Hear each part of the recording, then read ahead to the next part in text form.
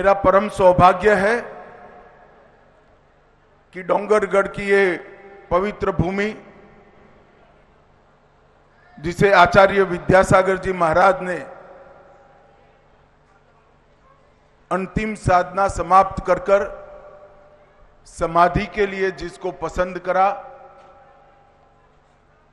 यही भूमि पर उनके समाधि के ठीक 1 वर्ष बाद मैं यहां उनको श्रद्धांजलि देने के लिए आया हूं।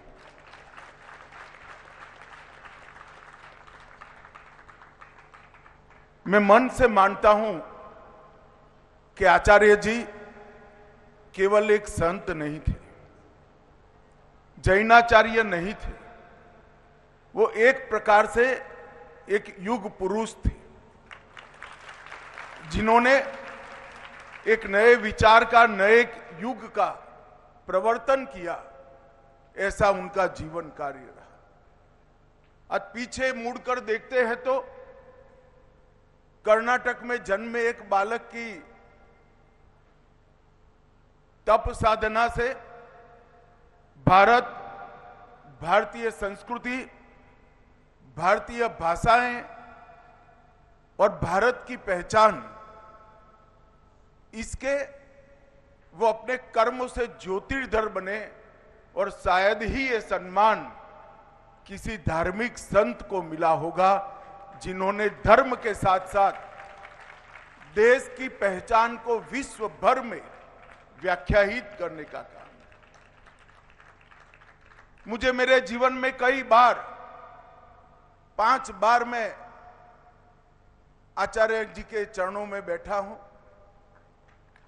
हर बार उनका आग्रह रहता था कि हमारी भाषाएं, इसका संरक्षण और संवर्धन होना चाहिए, हमारी संस्कृति अक्षुण्ण रहनी चाहिए, भारत का गौरव, भारतीयता का गौरव विश्व भर में दिगंत तक फैलना चाहिए। और भारत की पहचान इंडिया नहीं, अपने नाम से भारत से होना। और भाइयों बहनों, पूरा विश्व अचंभे में पड़ गया जब G20 की मेजबानी भारत कर रहा था और G20 का जो निमंत्रण विश्व भर के राष्ट्राध्यक्षों को गया, वहां प्राइम मिनिस्टर ऑफ इंडिया की जगह प्राइम मिनिस्टर ऑफ भारत लिखकर निमंत्रण।